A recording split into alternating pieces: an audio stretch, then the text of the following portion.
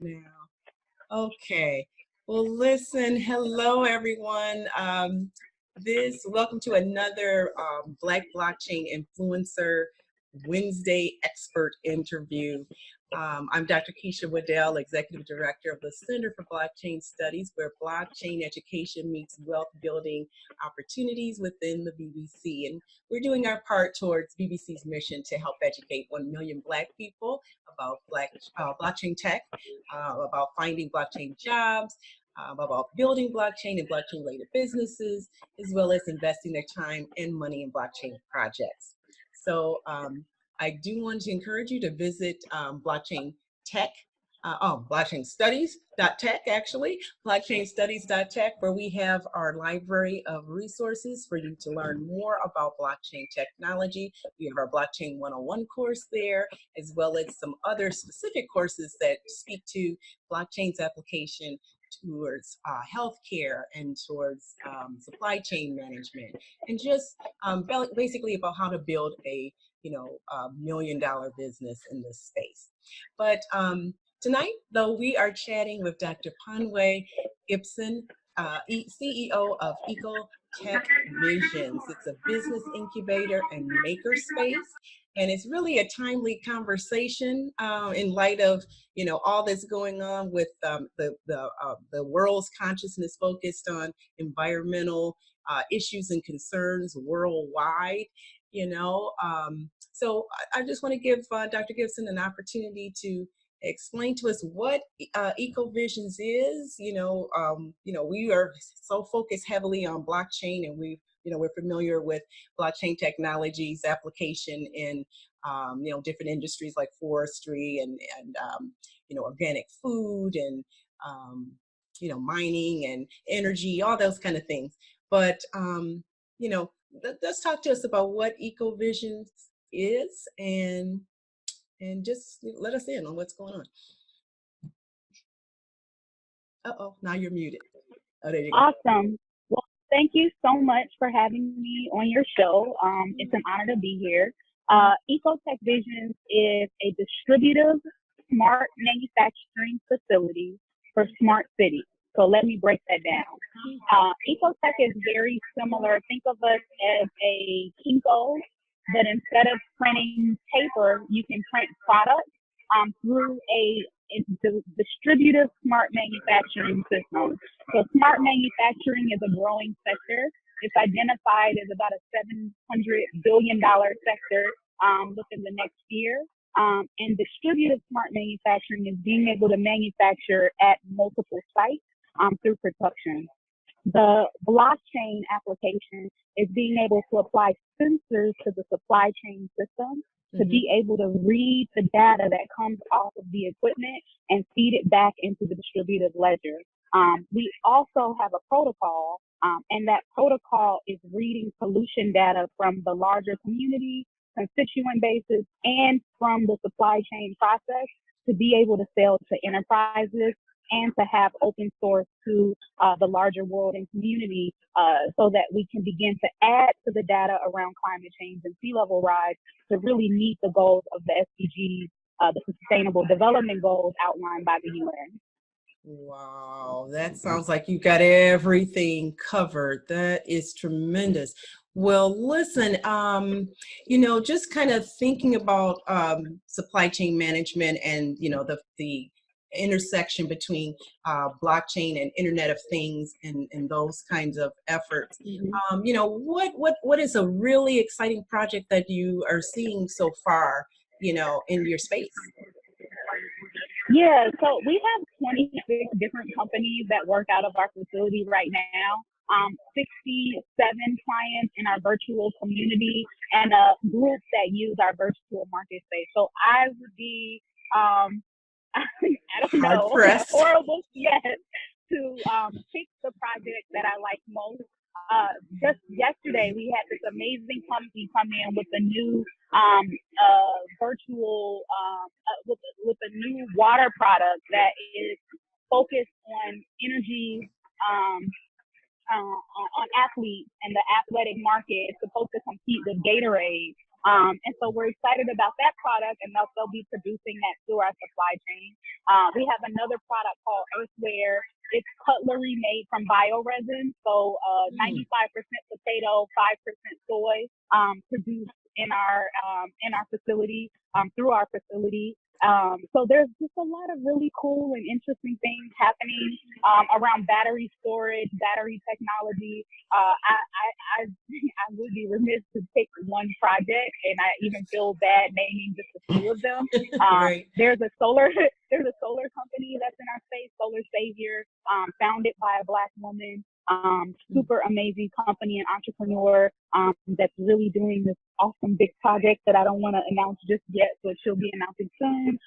We have a container home company that's building affordable container homes throughout South Florida with our help and support. So there's just a lot of really cool things happening in the sustainability space. And we're just excited to be a part of it, and that there's opportunity to really capture and own the data that comes from those different startup systems through the blockchain. Oh gosh, that is tremendous. And listen, how does one get involved in this? I understand that this is a business incubator space and a maker space. You know, I'm an educator and I'm on the secondary level, and I work with high school students. And oftentimes I open my classroom up to like workplace readiness experiences for my students, so to kind of expand their expectations and their career transition, you know, beyond high school. So, you know, thinking about, you know, goodness, you know, how to kind of onboard people who may be like us. A lot of us in Black blockchain consultants aren't like techies, you know, we aren't coders and things like that. But it sounds like to me that, you know, well, we know that not everybody needs to be a coder necessarily. We need people to ideate and think of these wonderful, creative and innovative kinds of things, and then share that information with people who are able to create and bring on, you know, bring these ideas to fruition. So do you kind of, what do you consider is a kind of a good path to take to get into this space? Because the kinds of things you're talking about right there are not things that you're going to find in a textbook kind of thing, you know? Of course. You know? So, mhm. So I'm glad that you asked that question. My background is also as an educator. So I was a teacher, then a principal, taught on a college level, and formed a network of schools. Was a school developer as my first startup. We opened 16 schools within a 3-year time period in New Orleans post Katrina. And because of that experience and my experience in the startup world with my current startup, I was recently appointed to the White House Council for the Department of Energy. Congratulations. Thank you. Focus on, actually, it's breaking news here, right? Ah, it was that recent. yay, congratulations. Thank you. But one of the projects that we're working on is about how we create opportunities for MSI, so minority, primary minority institutions and or HBCUs, historically Black colleges, for those students who are interested in energy technology, sustainability, engineering, to on-ramp onto the opportunities that exist in the market in terms of these growing sectors. And so one of the things that we have done at ECOTECH is we developed a virtual community. And so people can log on to the virtual community. We're actually reaching out to ambassadors now from university campuses all around the country and all around the world. As you can hear, I'm in the airport. I'm on my way to Lithuania to present at a plastics and sustainability conference on this topic. And university graduates and engineers are a big part of the audience for this conversation, as well as investors. And so people can participate in our community by logging on at apply.ecotechvisions.com. Okay. That's apply.ecotechvisions.com. And they can join our Telegram group, which is at Ecopreneur on Telegram. And so those are two low barrier of entry ways to engage in sustainability conversations around the four verticals that we focus on at ECOTECH. So one is space tech. We focus on terraforming and the products that come out of that space. Green tech, which is, I mentioned a couple products, but it's a consumer product, bioresin space. Energy tech, which is battery storage, battery distribution, and farm tech, which is really about the future of food. And then the IoT technology and blockchain applications that exist inside of those spaces really come out of the innovation and the desire to solve the problems around climate change and sea level rise. So again, that link, which you have to apply, but we are fairly friendly, though there is an application process that's applied at ecotechvisions.com. Okay, and apply.ecotechvisions.com. And when you're applying there, is there some type of vetting process, or what are they applying for? So they apply to sort of enter the foyer and join a community. We don't want bots, we don't want trollers in the community, but we're really looking for people who want to learn. For example, we're having a virtual workshop on Saturday. We have a physical event, so we have physical spaces in Miami, 52,000 square feet of a maker manufacturing facility in Miami, a new one opening up in Chicago, satellite in Chicago, and we plan to expand to 150 locations throughout the Southeast and the Midwest region. But think of our facilities as similar to like Amazon fulfillment facilities, right? You don't have to be there in order to take advantage of the services.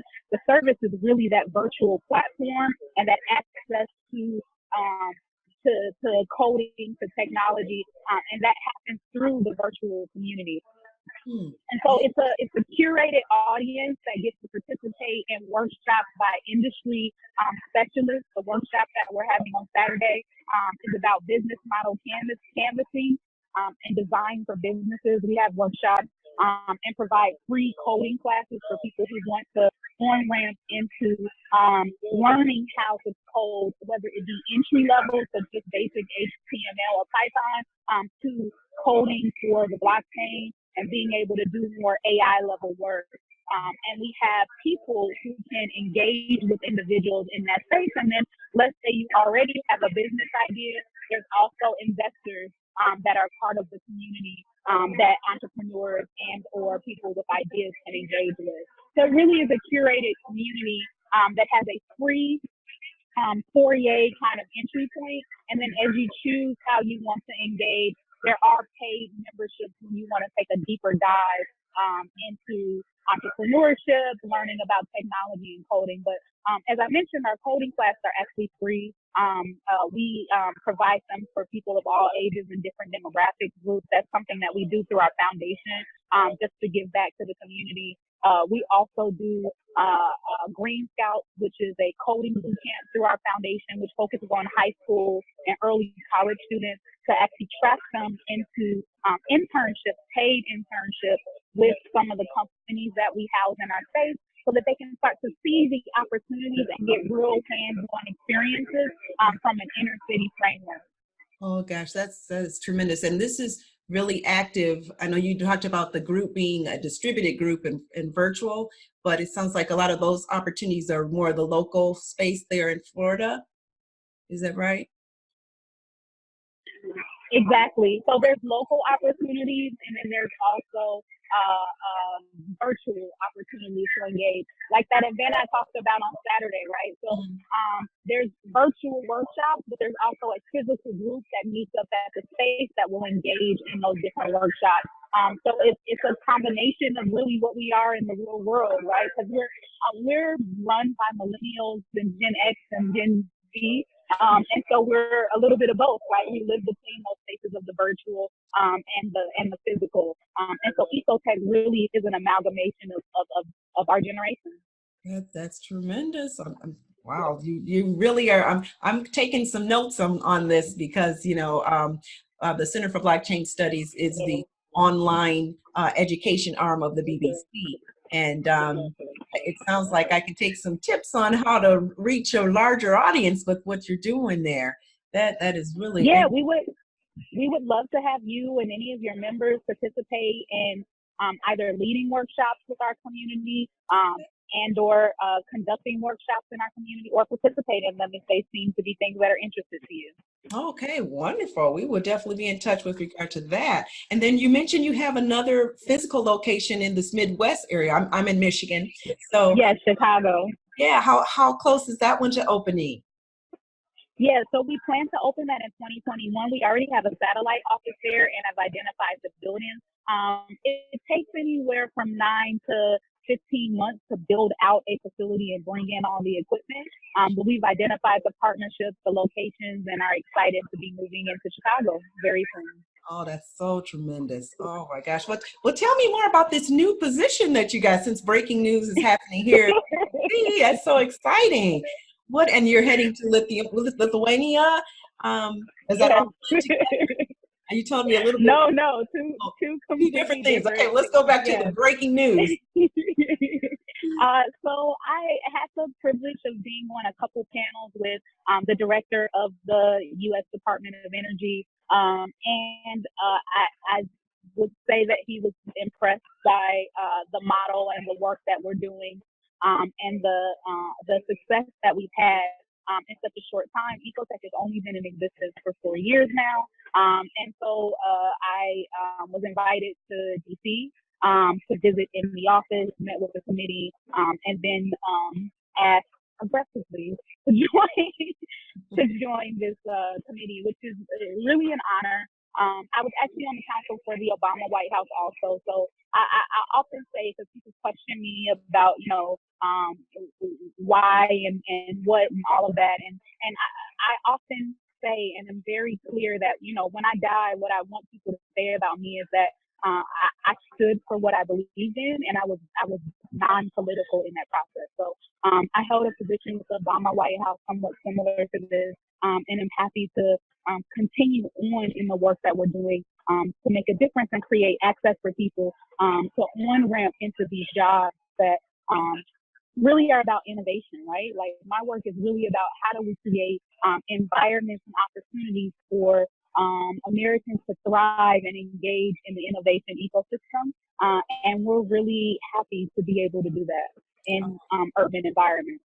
That just is my heart too. I'm telling you again, sorry, as I am an educator by my source, a special education teacher. So, my heart goes out to people who have barriers to their learning and things like that. But as we know nowadays with technology and the capabilities that it allows people in so many different ways, neurodiversity is like the big thing going on right now, and I'm just really, really excited to know all that you're involved in. So, well, here's the thing. I don't know if you've been watching all the protests that have been happening around the country, and around the world in the past couple of weeks. But in reality, according to the new report that just came out of the UN, we have about 12 years before it is irreversible for having storms that are world changing and once in a lifetime on an annual basis. Last year, we had more tornadoes, fires, and storms than in any time in history. And I'm from New Orleans, so my life was sort of shaped by Hurricane Katrina. And I'm very clear that if we don't do something, I'm from New Orleans and I live in Miami, right? and in Silicon Valley, right? Look at where there you go, right? So I have to do something.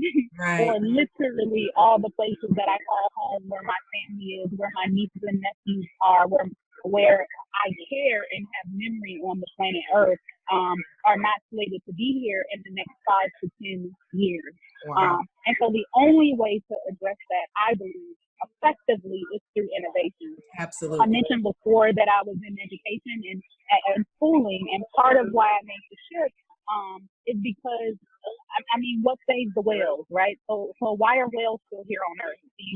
Yeah, some innovation, right? Yeah, exactly. Fundamentally, whales exist because of innovation. Thomas Edison and then Lewis Latimer, his black assistant, right, developed the filament for the incandescent light bulb, and then GE picked it up and made it the energy source for the Americas. If GE did not do that, we would still be lighting our homes with gas lanterns, right? And there would be no whales on Earth.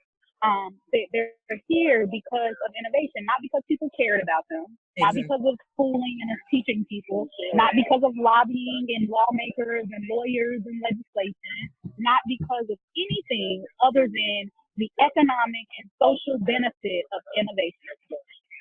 And And so the only thing is that's going to create a better world for us, that's going to work us out of the problems that we have right now into new problems potentially, right? Because we know innovation comes with its issues also. There's absolutely. lots of fears around AI, lots of fears around what can happen with IoT and that framework. But we might create new problems, but we can fix these old problems of our own extinction.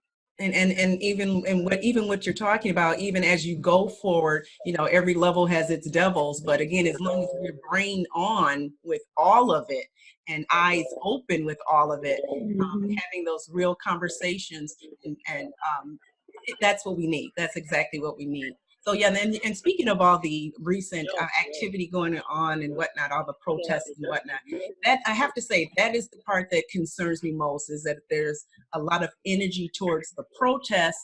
But what I'd love Yep. to see is those, like our young people out like they are. I'd love to see them take Yeah. Friday and get out of the traditional education system that does put you in a box, but go into maker spaces and ideate, you know, and come up with some real solutions as opposed to just being Yeah. afraid. You know what I mean? Because it's, Yeah, and angry, right? yes, Because yes, protests are they had their time to go back to that whale story. It wasn't the activists that saved the whale, right? It was fundamentally the imaginative people, the engineers, the designers, the mechanics, the electricians, right? And that is what ECOTECH is. I mean, if you look at our space, if you go to our IG, ECOTECH_visions, and you look at some of the images of our space, it's filled with artwork. AR murals that actually come alive as you move through the space and actually talk to you and create an experience of a world and a future that we want to live in. People need to see it, live in it, breathe it, understand that it's possible, right? So activists banned straws, which was a great win, right? But what is the replacement? Nobody wants paper straws, right? Metal is not sustainable. So the replacement has to be something else. And if you don't create a framework for innovation to actually take hold, it's not going to be sustainable. It just isn't. And ECOTECH really is that space for the people who are creators to not just complain about the problem, but to come together to solve it. And then using the blockchain, we can identify the data to streamline the processes to enter the market so that these products can get there quickly, so that we can identify the gap, iterate, and innovate at a faster pace so that we can actually provide quality service to the world. Absolutely. And that's the thing that's so exciting about it too, is that it's not a local thing, it's a global thing. And exactly. With you know, blockchain allowing for everybody to have the same information, you know, once the infrastructure gets in place, you know, again, we have all these great ideas for it, but it's necessary. It's absolutely necessary to have all these shared information. So well, I'm really glad to hear that. Go ahead. Oh, sorry. Well, and I hope that I serve as an example, right? So I'm from New Orleans. A week ago, I was in Singapore and Indonesia, and next week I'm headed to, right now, actually, I'm in the airport headed to Lithuania. It is literally brought about through the relationships. And you know, when you attend blockchain events and you're with that community, it's such a open community to innovation and development, because it is very much about the American principles of democracy. I mean, that's fundamentally what it's about, the distributive ledger framework. And so it's just super exciting, and it provides an opportunity, I think, when young people hear and see people who look like them having these experiences, they can say, also, wait, I want to do that. I can do that.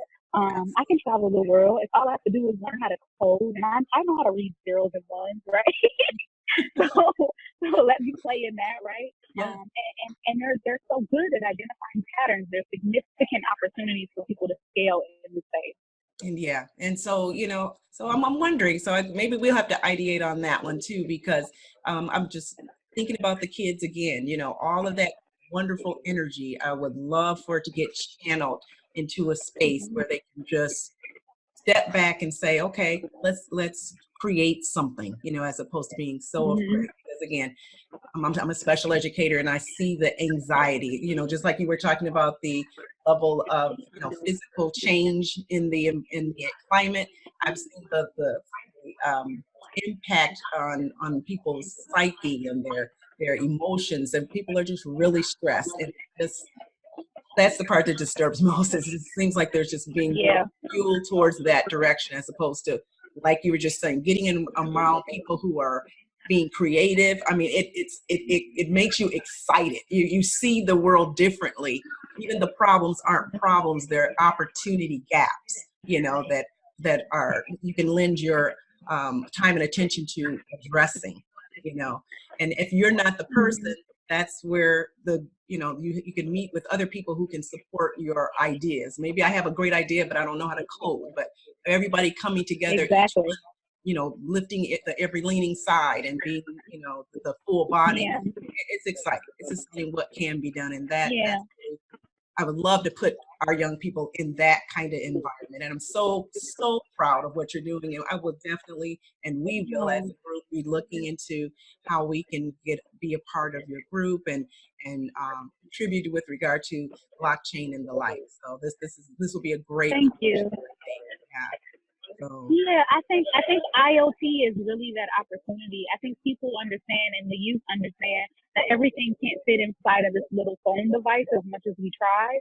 And so there's a huge opportunity to sort of animate the world around us that I think would excite a lot of people and has excited a lot of people. And I definitely feel blessed because every day I do get to spend time with those people who are creating and thinking up these new ideas and not just thinking about it, but actually making it happen. wow. Exciting, exciting. Well, I definitely will continue to follow you on IG. Is that the best place to kind of see what's the latest, greatest stuff? Yes, and the Telegram group, which is at Ecopreneur, at Ecopreneur Protocol, and then the virtual community, which is apply.ecotechvisions with an s.com. Okay. All righty. All right. Well, I guess we won't hold you up too long here. I appreciate your time. I'm telling you, I'm so proud of what you're doing. It's tremendous. It's full bodied. It's world changing, and it's so good to see. Our people of color, Black people, I'll just say, doing the work. Truly doing the work in this space. Being green and Black. That's what's up. I love it. Okay. Well, listen. Thank you so much. I was just going to say, so in terms of how we can get in, where we fit in, the biggest approach is to go to apply the piece you mentioned before, which this is recorded, so we'll make sure we get it out to our group. All right, so I really don't, I guess I don't really have any more to say. I don't want to hold you up. You are really about your business, and we're excited about it. And Thank you so much. Yeah. The same. Thank you so much for having me. Okay. I look forward to hearing more about your work and how I can support it. Sounds wonderful. Okay, be safe on your trip there, and we'll talk to you later. We'll be in touch. Okay. Awesome. Bye-bye. Thank you so much. Bye. Have a good evening. Oh, wait, let me see if there's any questions. I guess I should have done that. Sorry. Okay. Yeah, I'm my flight doesn't leave for another hour and a half. Oh, good. Okay, I thought it was really long. Okay, all right. No, I got here early so that I could. Wonderful. Okay, you're so thoughtful. Look at that. Okay, I don't want to shut it off because this is good stuff. All right, let me look in the question and answer situation here. It says, what blockchain platform are you primarily using? I know not everything you're working on is blockchain, but what's up with that? Yeah, so we've recently had the privilege of connecting with Harmony. I don't know if you're familiar with their project. They're like the darling of finance right now. They launched their IEO. They first raised 35 million, I believe, or 30 plus million for their protocol. And then from there, they just launched on Binance, and I believe they raised 10 million. But we're using, and we're going to be able to open up for a number of different consensus layers. We started with proof of work, but we're also going to be using a Harmony consensus layer as a framework for the work that we're doing. Our protocol is being built out now, so you can actually find out more by going to ecopreneurprotocol.com, and all the information, including the white paper, and all the details are there for our protocol. Okay, and name that platform again. ECOPreneurprotocol.com. Oh, okay. And the company that has developed the consensusware that we're coding for is Harmony. Harmony. Okay, wonderful. Yes. And then another question here, it says, how are you leveraging the data? Let's see. Yes. So how am I leveraging the data? Yeah. So we're collecting data in a couple of different ways. So through computer vision. So I talk about the sensor framework that's on all of the equipment that we have in the facilities, and we'll be growing out in additional facilities. I talked about 150 facilities throughout the Southeast and Midwest region and the globe. Mm-hmm. Now we have 2.5, or moving to the third one. And we also will be asking participants through our community to be taking pictures of pollution. So think of energy companies that have supply lines, like in South Florida right now, there are issues with wastewater leakage, sewer systems, et cetera. So being able to really capture that data and distributing the opportunity for people to collect around pollution so that we actually have proper information. Siri right now, if you ask about climate change, is not able to give you a detailed answer, right? Very stock and basic. If you follow a number of different sustainability platforms on Facebook or on IG, you're not able to get the analytics the way that you might like if those are spaces that you're interested in. And that shouldn't be, given that this is one of the number one issues that millennials, Gen X, and Gen Z cares about. And so we'll be collecting that data from our members, from the supply chain, and then giving access to it to enterprises, but also as an open source protocol to the public. So anybody can access it and package it in a way that can start to contribute to addressing the SDGs, so the Sustainable Development Goals out of the UN. Right now, the goals are amazing, but the data behind actually assessing the viability of achieving those goals is lacking. And so we want to just solve the problem, right? Instead of just complaining about it or sitting back and waiting for somebody else to do it. We want to really crowdsource from the world the answers to the problem.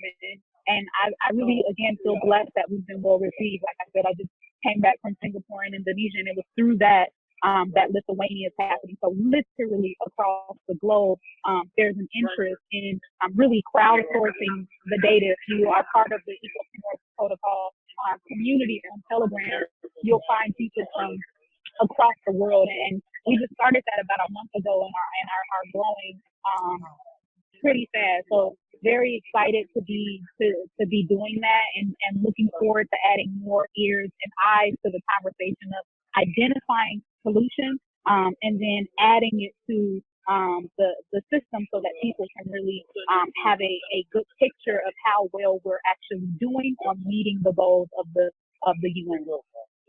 Oh, that's tremendous. Oh, goodness. My brain is spinning. I'm so exciting that it sounds like you're handling all of the issues of the world in your space there. So I'm not surprised. Well, I'm not, right? It's open source, right? Yeah, but I'm you know, there's a handful of us, myself and my co-founder, Joshua Arma, that came up with these ideas and really built out the platform for people to really access it. And it's the public, it's you, it's me, it's all the people who are citizens of the planet, right? Hopefully all 7 billion, but let's say we just get half, right? Who start to really take ownership of it, and then we do our part. That's it. And then we're rewarded for it, right? Because we're doing an IEO, so a utility token, so that participants can then be rewarded for purchasing things, providing data, and engaging in a way that is ecologically responsible. And that's really what it is. Like, how do we shift the market towards responsibility as opposed to the way it is right now, where people don't own their data, they have no say in how it's being used, they do not get to have access to to the cells of it, right? And this is really putting that back in the hands of each individual earthling.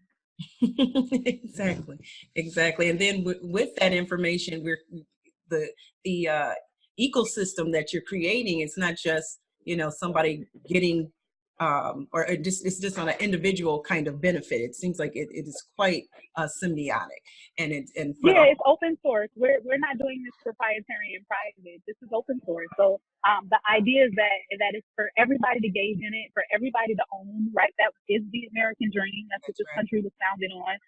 That is why it's the greatest country on the planet, and everybody wants to come here, right? That's the promise of it. And that's why the blockchain and this protocol really allows for that promise to be true on a global level, right? Blockchain really provides for that on a global level, and that's why we're super excited to be engaged in that. Oh gosh, again, tremendous. Let me see if it looks like there's yet another question, or did I not do that? Okay, no, I'm sorry. Maybe I did handle that one. Answered live. Okay, so I guess we're good. Okay. Okay, yep, I think that's the same question. All right, very good. Again, I almost don't even know what to ask. It's just tremendous. But I do want to ask you, what do you think is going to be the outcome, or what do you plan to be the outcome? What is your best desire from this outcome that this trip you're taking to Lithuania? So when I was 5, I believe, my mom let me go to a birthday party for my sister, who's 2 years older than me. And they were watching Freddie, and my mother told them no, I couldn't watch it because I was too young, right? And I was so upset that she finally let me watch it, and I was so excited about it, and I came home talking about it. And it's when I learned the word morbid, because my mother goes, "You're so morbid. Like, why did you want to see that movie, and why did you like it?" And I loved it, right? Friday the 13th.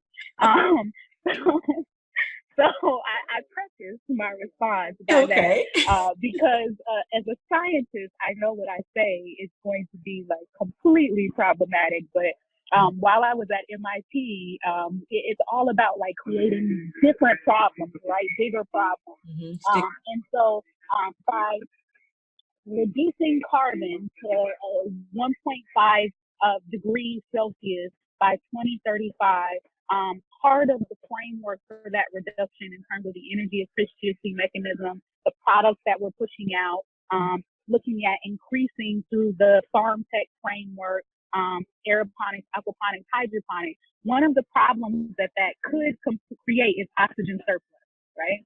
And so from a science perspective, oxygen surplus is no more a great thing than carbon surplus, right? Because too much oxygen can lead to explosions, right? And so what I say is that we're looking to create an oxygen surplus planet, but it's a very morbid and from the science, kind of like a problematic and quirky thing, but we're so far off from that that we're looking to create that new problem, right? And so it's an oxygen surplus planet. It still sounds pretty, right? Even if it,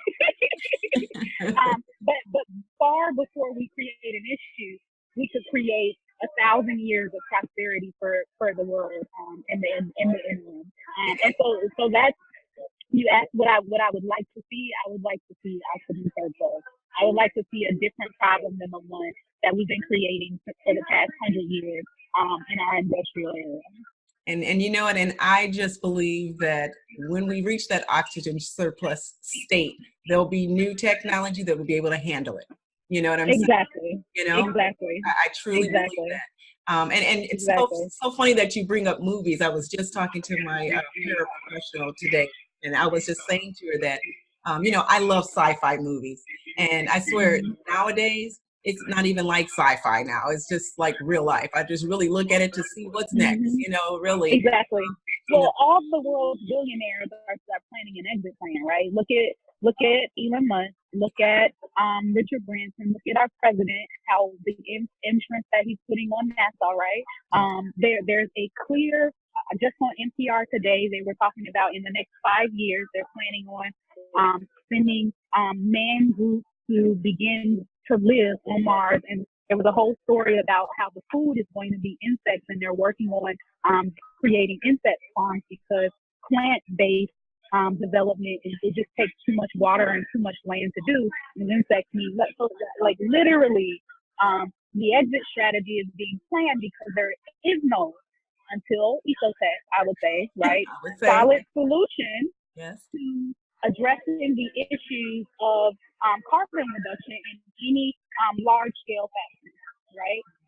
And so I like Earth. Like, even if we do decide to go to Mars, which I would like to, that's why I went to MIT, so that I could, I'm telling you, I went to MIT so that I could study astrophysics, and my professor there, Jeff Hoffman, was the astronaut who did the repairs on the Hubble telescope, and I have plans to go through the space training within the next few years, right after we get this to a viable period. So I plan to go. I believe the best age to go is around 50, but I don't want to go because Earth is on fire, right? I don't want to go because we're in war, chaos, and famine.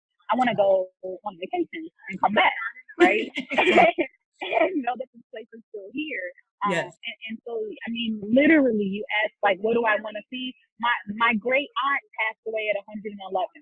Wow. Up until she was 109, she passed away at 111 in a assisted living facility. But up until she was 109, Ethel taught an exercise class at her assisted living facility, had all her faculties and everything, right? She was an AKA, she was in limos, and she was fly at 109. She broke her hip in the exercise class and went downhill in those past 2 years. My great-grandparents passed away at 101 and 102, respectively. My grandfather was the first Black regional director for the IRS for the entire Midwest region. And my grandmother, his wife, and her sister worked on the Manhattan Project, which was, as you know, the founding of atomic energy. So I come from moonshot people. I come from people who believe in innovation and have accomplished a tremendous amount on this planet. I stand on the shoulders of giants, and I have a major legacy to stand in. But more importantly, we live a long time. Yes, you do. I was going to say you got some good genes. And so given that my homes are stated to be here in the next 10 years, I know. and I'll only be 40 then. You got some work to do. That means, hello, right? And I feel like we're in good hands, people. That sounds great. Because I'm 51, so hey, I plan on being here another 50. Exactly, right? And you want here to be here, right? Absolutely. You don't want to be escaping to Tasmania. Let me tell you, the ED for my foundation, he's already clear that we're moving the foundation to Melbourne, and we have plans to do that by 2022, Melbourne, Australia, because the only place that's going to be appropriate is Antarctica, right? If you look at what's happening with the world's maps and the new tourist influx that's happening there already, right? Some people are already aware of this. But again, I'm from New Orleans. I like my oysters and my Cajun food. So I don't want to be the only one making it. So I need to make sure that my home is still here. I'm from Florida, and I like the beach, and I would like for it to stay where it is and not move to Georgia, which is what projected as the whole state is projected to go underwater. Listen, my startup, ECOTECH, started out as a framework from MIT. A book created by Simon Johnson is called Jumpstarting America. And in that book, he identifies 102 locations that are the best sites for innovation throughout the Southeast and the Midwest region, which is our growth framework, right? I'm a researcher. I started with that. And so in that book, Miami is not one of the sites. So I was super upset, right? I studied with him. I went to him like, hey, does this mean you don't value my work, right? And he gave me two answers. Miami is not in there for very simple reasons. One, Miami is not slated to exist past 2035. Remember that UN study that I shared, right? Yeah. So why would you highlight it as an innovation hub for the future? You wouldn't, right? Mm-hmm. And then two, Miami has a severe economic development issue as it relates to the housing crisis, which is why we have a company that's building affordable housing. And the state of Florida is actually Republican and Democrat bipartisan, moving forward with our own initiative on the state level in a Republican Congress to move forward climate change resolution so that we can be net zero as a state by 2050. So Florida gets it, right? Because we have to. Gotcha. Yeah, gotcha. Florida gets it because we have to. And so, yeah, I just want to do my part to be a part of the solution. And I fundamentally believe innovation is the answer. Absolutely. Oh my goodness. Wonderful, wonderful. Okay, again, goodness, I wish there were some more people with some great questions because I'm just blown away. I can't wait to get into the that space and see what kind of energy is in that area and in the Telegram group and in the other areas there. So we can get in where we can fit in, truly. All right. Again, I'm going to try to pull out again. We did Okay. well, though. We can definitely talk again whenever it works for you. We're just launched the STO. We'll be launching the IEO later this year. And just super excited for anybody who wants to engage in innovation around, solving the only problem that really matters for the future of the planet. The planet, absolutely. All right. Well, thank you so much. Safe trips to you, and I'll be in that space seeing what's up, and we will be in touch to be sure. Awesome. Thank you so much for having me on your show. I really appreciate it. Listen, thank you. You are really doing the work of the planet. So yes, thank you. Thank you. Thanks so much for your time. Truly. Have a good trip. Thank you. And thank you. Have a great evening. Okay, you too. Make it a great one. Okay. Bye now. Bye.